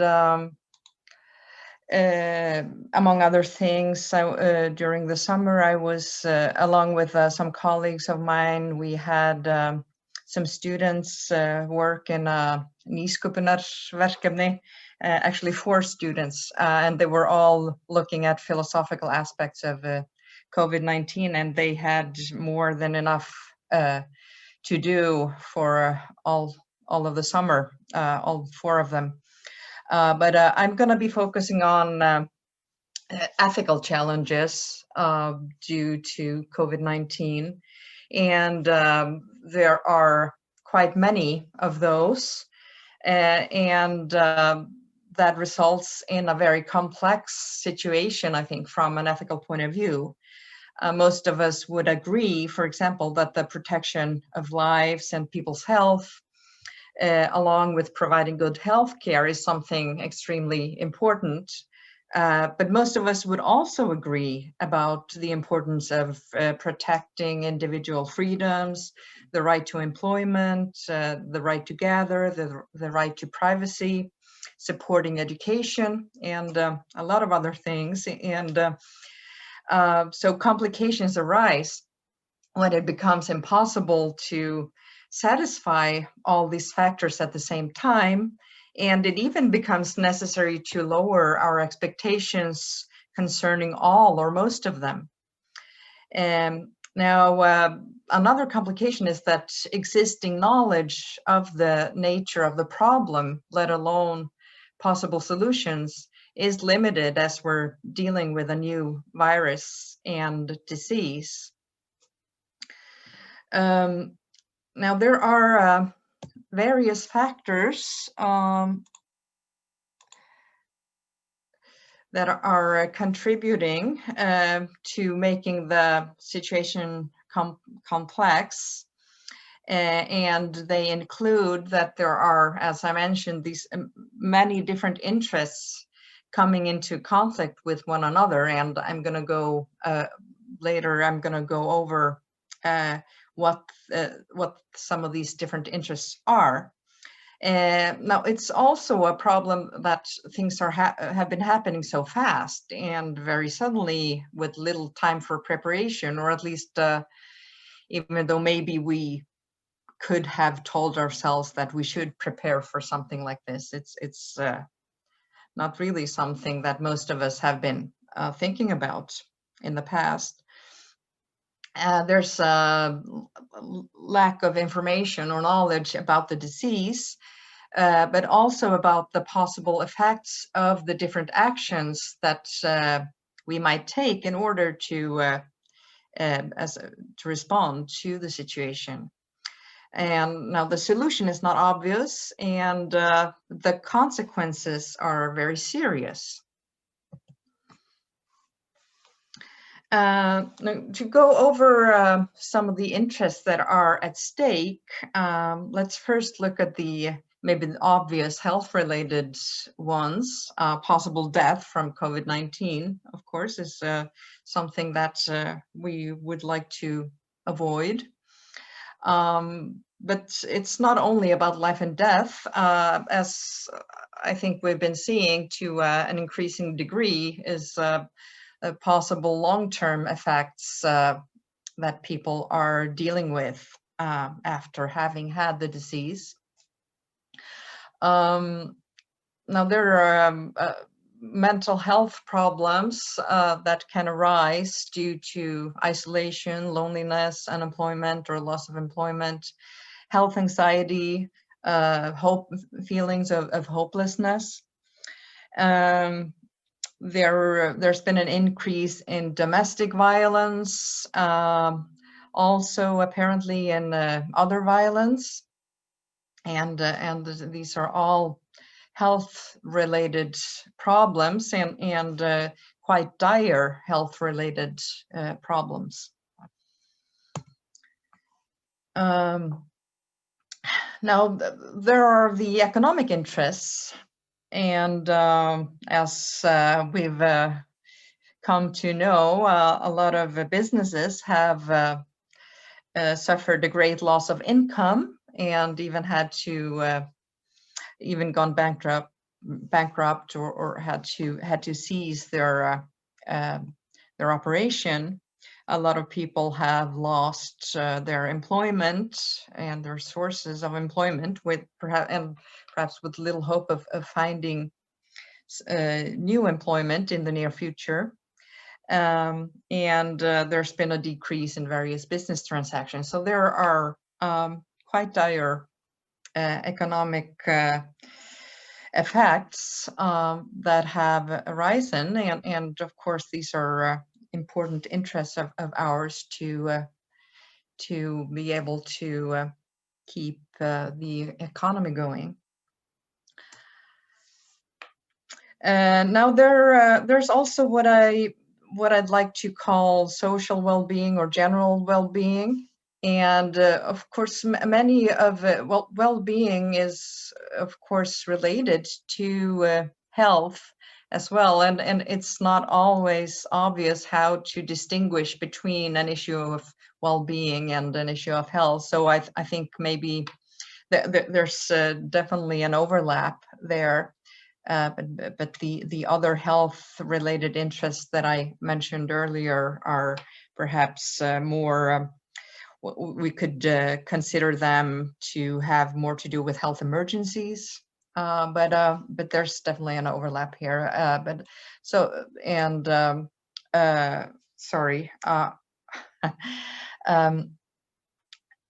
Yeah, so there's been, even though some people have been losing their jobs in some other professions, there's been an increase in workload and increased stress. And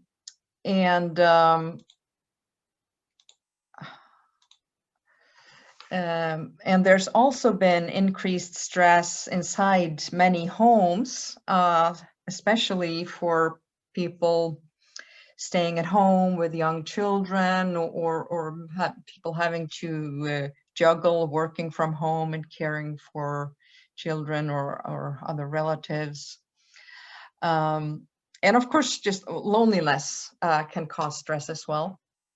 And there's, of course, increased worrying due to unemployment and feelings of hopelessness, decreased income, and so on, worrying about the future. People feel more lonely due to all the restrictions in the social distancing. For many, there's been a disruption in education, and there's decreased social support for many people who need it due to all the restrictions that have been put in place. And so there are very important interests having to do with our general well-being that are threatened.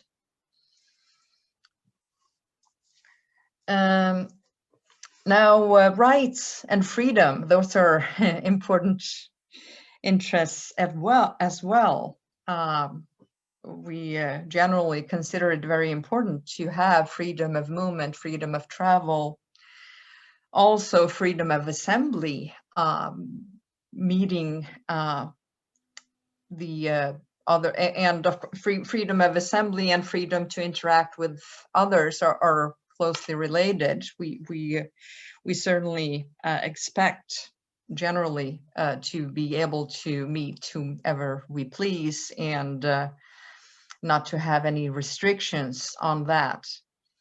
And then there's the right to privacy, which can be threatened by various types of surveillance that's been put in place in order to try to control the spread of the virus. The right to employment, freedom of economic exchange, the right to education, and another thing that I think we generally consider important is freedom of personal habit, including what we wear. And so, for example, we under general circumstances, we wouldn't want somebody to tell us that we had to wear a face mask or that we had to be in a certain way.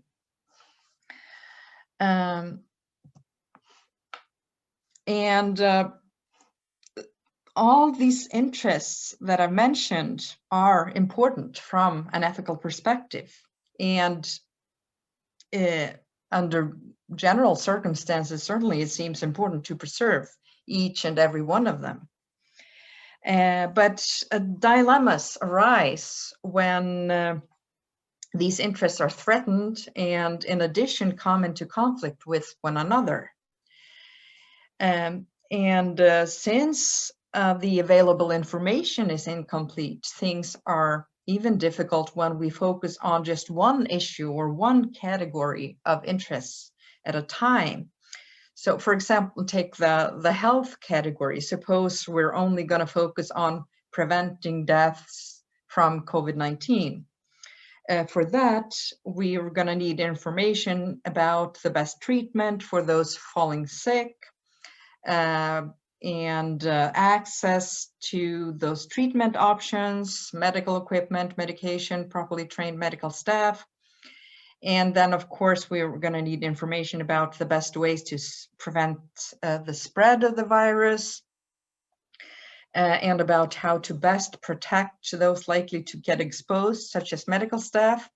And it's not only information that we need, but necessary resources may be scarce. I think this became very evident early on in the pandemic when the whole world seemed to be competing for face masks, respirators, testing swabs, and even hand sanitizer.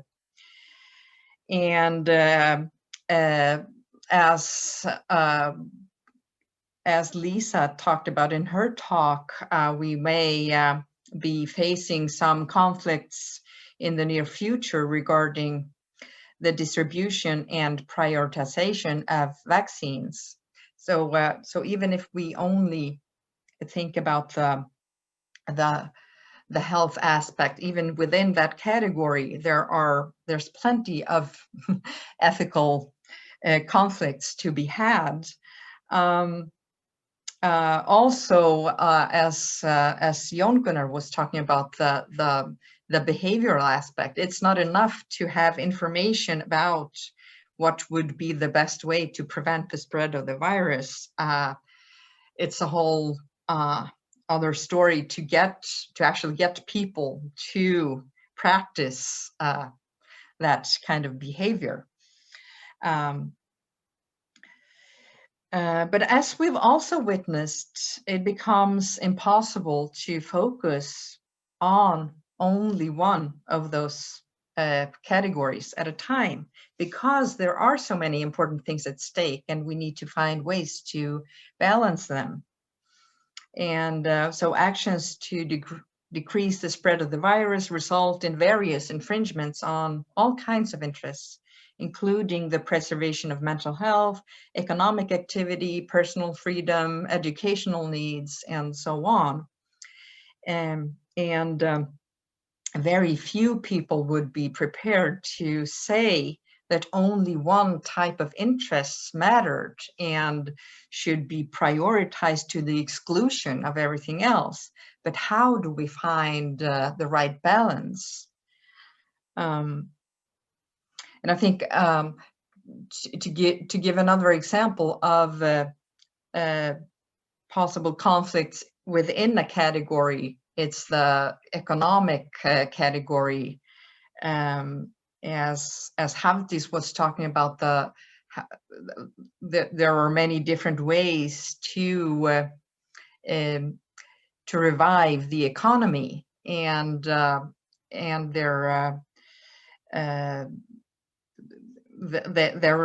those ways are, we may not consider all of them equal, and some of them are certainly more sustainable or friendly to the environment than others, and so there's a potential for conflicts inside of that category as well.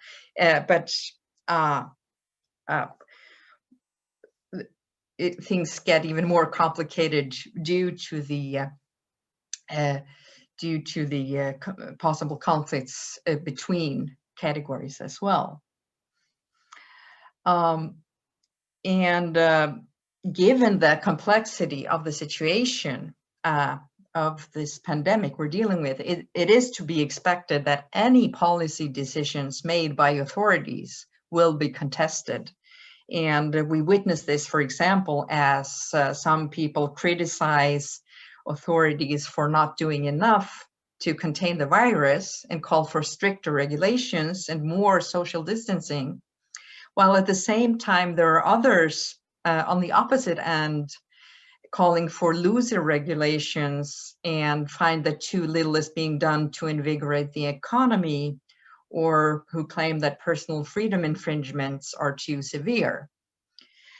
So it's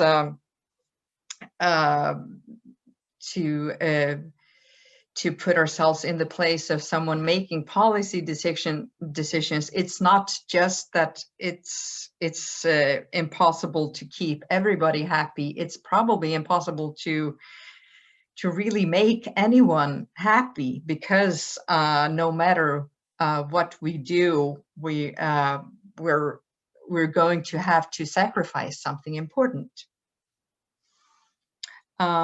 We've seen debates about mask regulations and about whether schools should be open or closed. And so it's inevitable that authorities will be criticized no matter what they decide.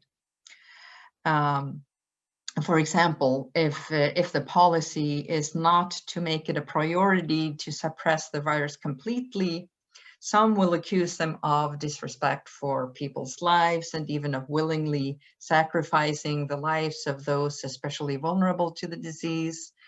If concerns about the economy are expressed, claims will be made about money being prioritized over people, but also if restrictions are imposed that involve closing businesses or schools, authorities will be accused of disregard for the economy or for unemployment, impact on education, or the situation of disadvantaged students. And the list can go on for quite long, I think. The thing is that each of these groups that is representing and defending, each of these groups is representing or defending some very important interests that are undeniably being threatened. And they're all emphasizing something that is without a doubt highly important and valuable. And none of them, I think, can be said to be focusing on something that that shouldn't matter at all. But what makes this situation so difficult is that none of these values can be saved or preserved without the sacrifice of some other highly important value. And the incomplete information that I mentioned earlier makes this even more difficult.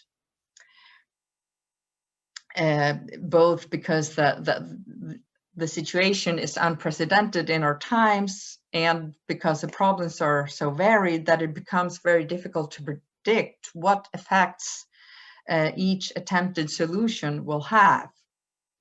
And we have incomplete information about the nature of the disease or its possible effects, the spread of the virus, how quickly a vaccine can be distributed or how effective it will be, but also about the social effects, especially long-term, of each measure taken. And to complicate the situation further, different parts of the world may have quite different circumstances, so that feasible prioritization of interests may differ considerably. And yet another complication is that much of what is being done requires cooperation from the public, as Gunnar talked about, we can see that cooperation can easily become unreliable.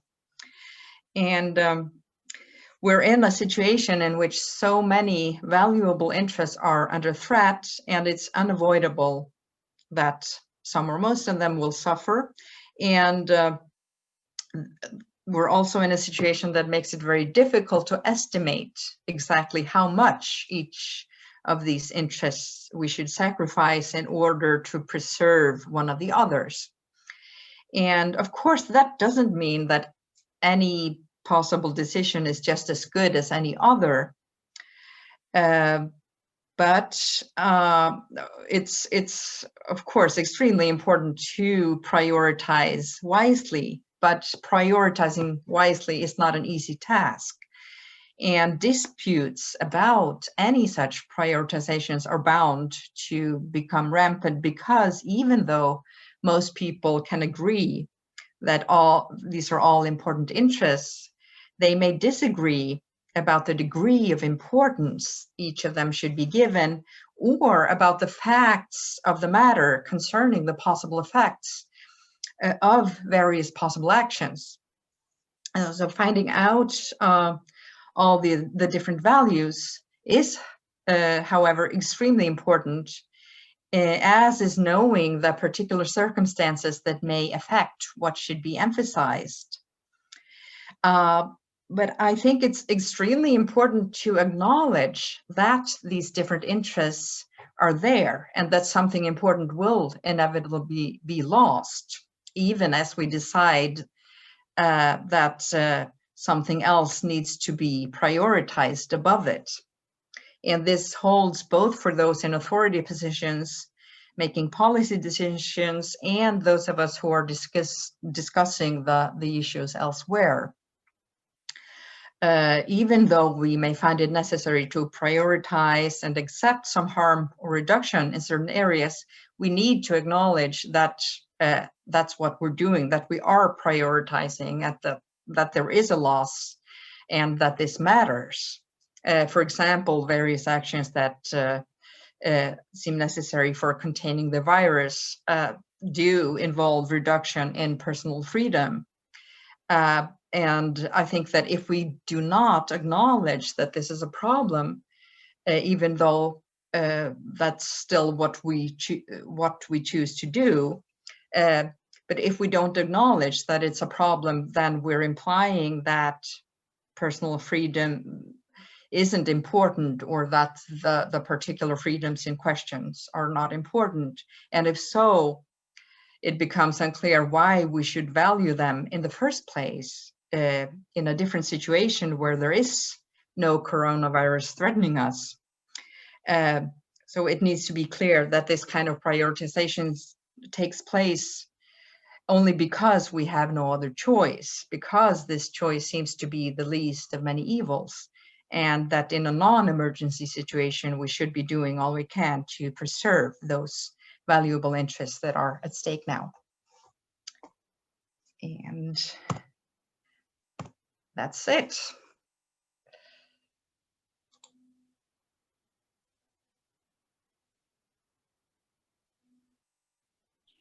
Well, thank you very much, Eyja. And are there any questions for Eyja? And we only have like few minutes left, so I would like to invite the other presenters maybe to come, and maybe if all of you would want to have some concluding thoughts or sort of thinking about how the presentations relate.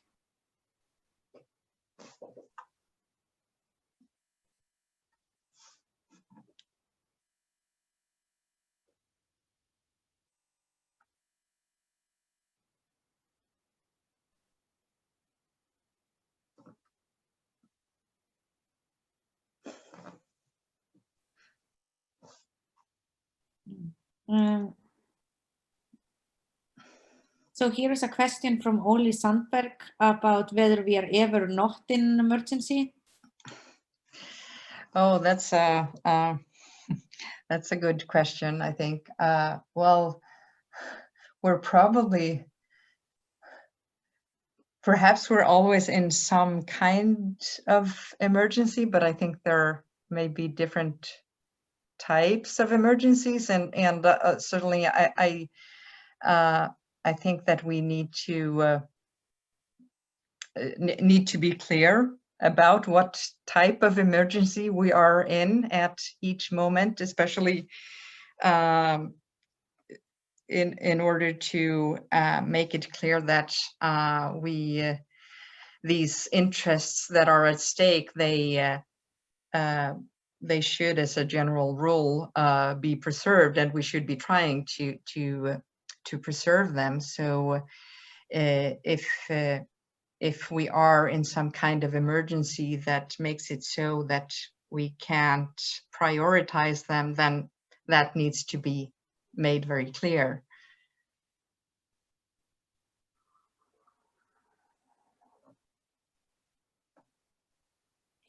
Yeah, I think sort of, I mean, I think one of the interesting points and related to sort of being in an emergency is this, and I'm still sort of trying to figure it out, and I think maybe Hafdís's talk was most closely related to it, but I mean, I think this sort of brings to a certain extent to the forefront, like this sort of major challenges of climate change, environmental issues, and COVID-19.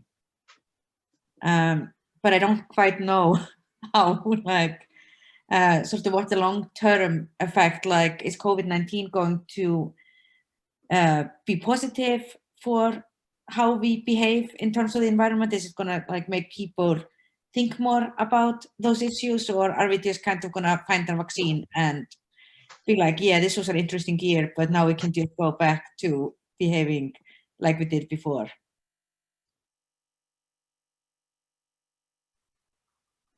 There's one thing that I find interesting about COVID-19, because you ask about crisis in general, is that, you know, if we compare the two crises, the bank crisis and the COVID-19 crisis, the bank crisis was very political, and it created divisions, you know, and conflict, whereas the COVID-19 crisis has created a lot of, or should I say, it has, you know, bolstered consensus where consensus was you know, existing, and it has fueled divisions where divisions were predominant, like in the US, for example. So I think it's interesting to see how COVID has impacted consensus in society.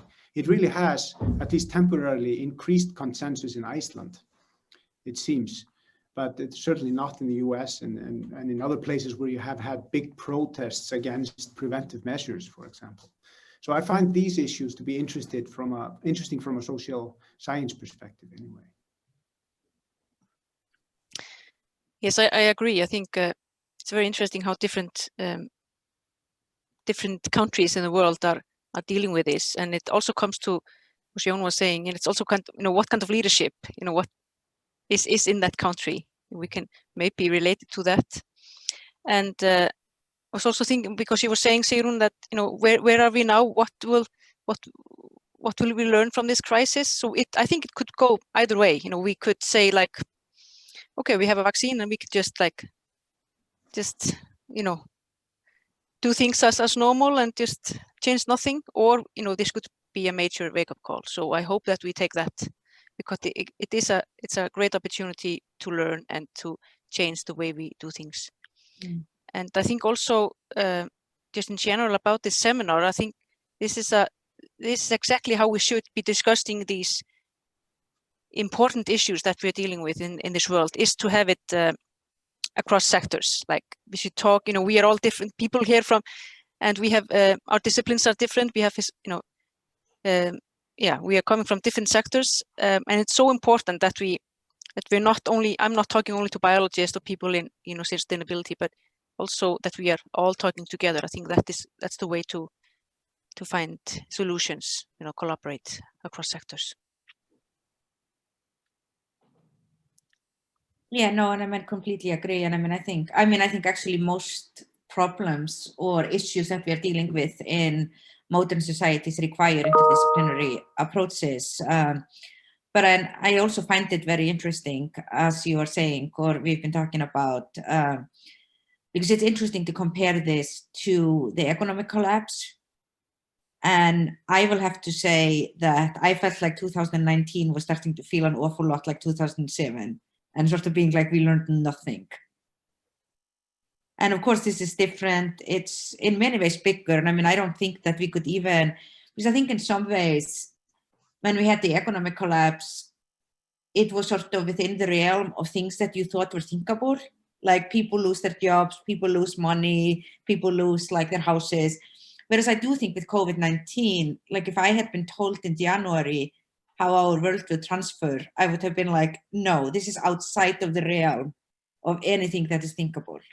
So I think in that way, and of course I missed the collapse. I was living in the States at the time. But I feel like just because we've had to make such major changes, that I think it's going to fundamentally alter societies, as a prediction. But, you know, as Gunnar says, we don't like to make predictions. But we are now 1 minute past 2. I think this has been very interesting and fruitful conversation, exactly as Hafdís was saying, to have like philosophy, biology, sociology coming together. I think it's really important. And thanks to all of you who have been with us here today, and especially thanks to the panelists for great thought-provoking contributions. Thank you. Thank you.